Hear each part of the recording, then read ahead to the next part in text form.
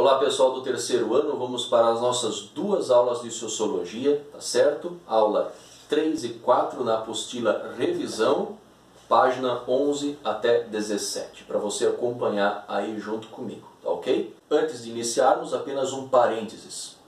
Vocês perceberam como a Sociologia está sendo importante nesse tempo de coronavírus? Muitas pessoas estão querendo saber como determinados grupos sociais estão se comportando, por exemplo, nas favelas, nos grandes centros urbanos, no campo, para tentar identificar a forma como pode vir a acontecer a disseminação do vírus nesses lugares. Apenas um exemplo de como a sociologia pode ser importante.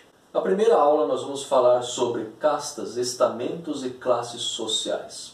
Aqui nós temos uma ilustração interessante que mostra bem claro a divisão social. Isso aqui era o que acontecia no tempo da escravatura. Nós temos um soberano que dominava entre classes sociais inferiores, a ponto tão inferiores que eram escravizadas. Coisas assim, não exatamente assim, mas essa divisão de classes acontece ainda hoje e nós vivenciamos isso. Ordem econômica, ordem social e ordem política. Vamos falar sobre estratificação social. O que significa isso? É a divisão da sociedade em camadas, em que os indivíduos são hierarquizados. Um exemplo disso é a classe social a partir da renda. O que acontece? Nós temos pessoas de renda mais alta, nós temos pessoas de renda mais baixa, e acontece uma divisão entre a camada social mais alta e a camada social mais baixa. Tem a do meio varia, né? Classe média, o que é, o que não é, a gente nem sabe direito. O que acontece é que menos de 1% da população brasileira detém 80% de toda a riqueza nacional. Isso significa que tem uma minoria que está numa classe muito elevada, enquanto a grande parte da população está na classe muito baixa. Essa divisão de classes ela é muito evidente, especialmente aqui no Brasil. Para Karl Marx, a luta de classes é o motor da história. Isso significa que essa luta de classes, de tentar passar de uma classe mais baixa para uma classe mais alta, de a classe mais alta tentar submeter a classe mais baixa, esse é o motor da história, ou seja, toda a sociedade ela vai se construindo em cima dessa dinâmica. Max Weber visualiza uma estrutura social em 3 dimensões: ordem econômica, ordem social e ordem política.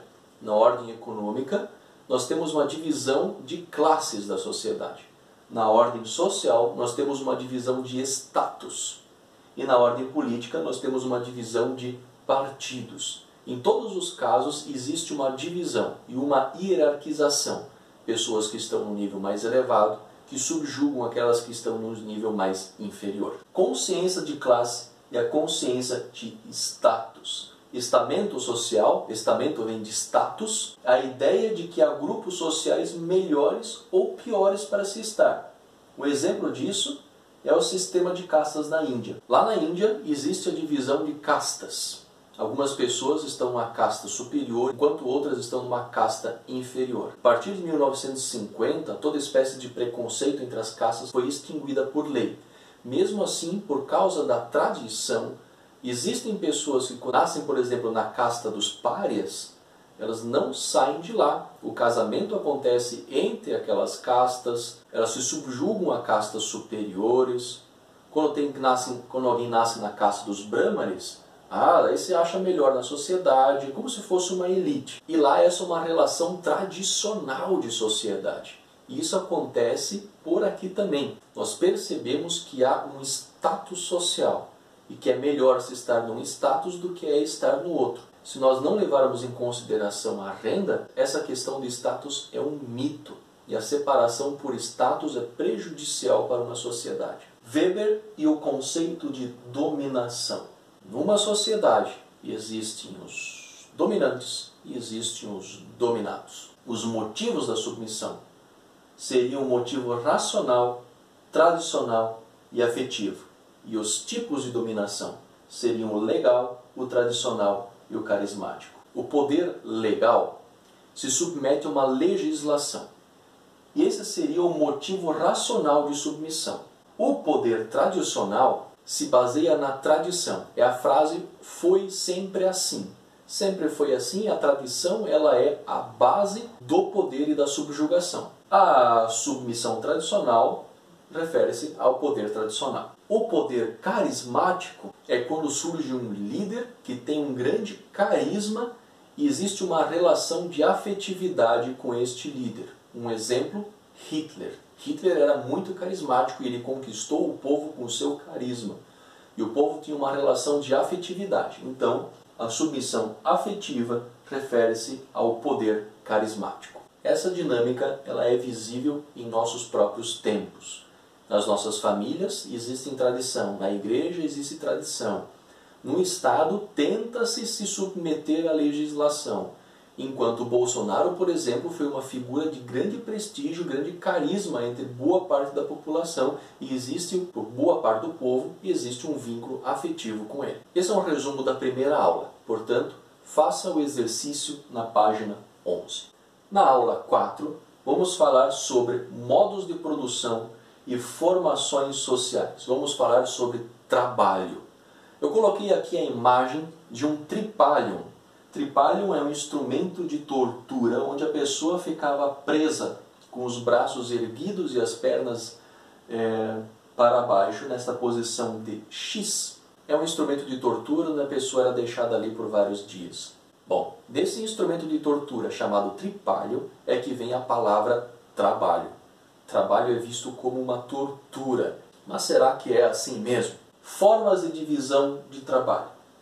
Divisão sexual e divisão social. O que acontece? Nos primórdios da humanidade, os homens se viram mais aptos, por causa da sua constituição física, a caçarem e trazer o alimento para a tribo. As mulheres tinham uma responsabilidade social de cuidar do lar e cuidar das crianças e dos idosos. Então, logo no início da humanidade, se fez uma divisão sexual de trabalho. Os homens tinham uma certa atividade e as mulheres tinham outra certa atividade dentro de uma tribo. Essa divisão sexual não faz mais muito sentido hoje em dia. Mais tarde, começou-se a fazer uma divisão social. Ou seja, tinha pessoas que conquistaram grandes pedaços de terras. Essas pessoas tinham escravos ou servos ou trabalhadores que trabalhavam naquela terra. Então havia uma pessoa que estava por cima e as outras que eram subjugadas a este. É uma divisão social. Nós vemos isso nas empresas. Tem o chefe, os subchefes, os operários. Existe essa divisão social de trabalho. E trabalho está intimamente ligado com a ideia de economia. Economia vem de duas palavras gregas, oikos e nomos. Oikos significa casa e nomos significa lei. É a forma como as pessoas organizam a casa. Hoje nós relacionamos economia a dinheiro, consumo. Nas sociedades modernas, o trabalho não visa apenas a sobrevivência, mas também obter lucro financeiro e acumular riquezas. Economia política é o ramo das ciências humanas que estuda as ações destinadas à produção, distribuição e ao consumo dos bens materiais. Para que as pessoas trabalham? Para ganhar dinheiro. Com este dinheiro, elas podem comprar coisas. E com estas coisas, elas podem fazer coisas. Essa dinâmica de trabalho, ela rege toda a sociedade. O dinheiro, a gente troca por alguma coisa que a gente deseja. Economia é esta relação de trabalho e dinheiro. Meios de produção e forças produtivas. Aqui a coisa começa a ficar um pouco mais complexa. Isso é fruto de uma longa investigação sociológica do trabalho, da divisão de classes sociais e coisas semelhantes. O meio de produção é qualquer utensílio ou recurso natural, como a terra, que é usado na produção.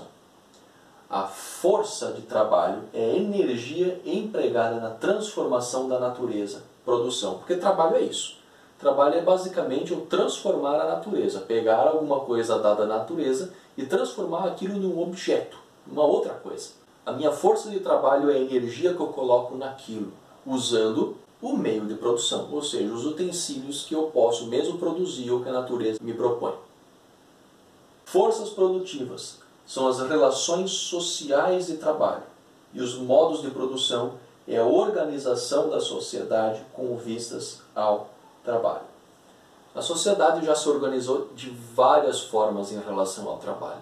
Nós tínhamos o feudalismo, depois veio a Revolução Industrial, nós tínhamos épocas mais agrícolas. Tudo depende de como as relações sociais de trabalho vão se organizar e os modos de produção vão sofrendo alterações.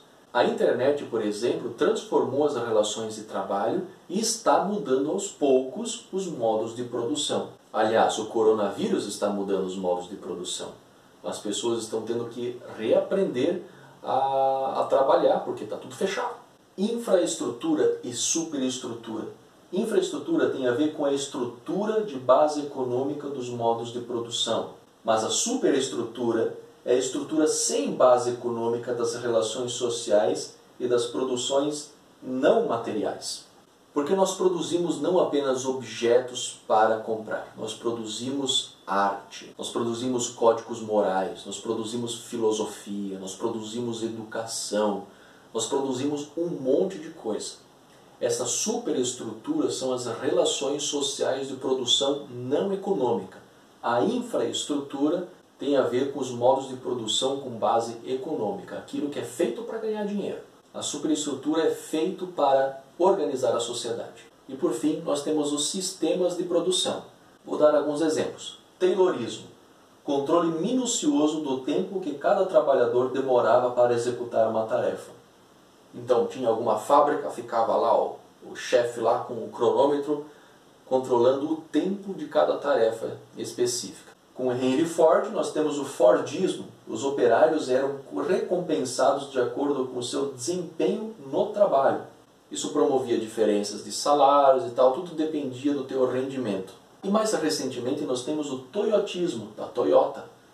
Baseia-se na flexibilização e na criação de um forte vínculo entre a empresa e os trabalhadores. É mais flexível, as pessoas se sentem parte daquela empresa e assim passam a render também mais. Qual vão ser os próximos meios de produção? Qual vão ser os próximos sistemas de produção? Onde você se encaixa? Será que dá para transformar essa sociedade? Será que dá para viver de outra forma? Será que dá para renovar a ideia de classe de trabalho? Cabe a nós e a sociologia refletir sobre essas coisas, então fique atento, especialmente você que está prestes a entrar no mercado de trabalho. Esse é o resumo da nossa aula, faça o exercício da página 14. Tá certo, pessoal? Um grande abraço para vocês, até a próxima.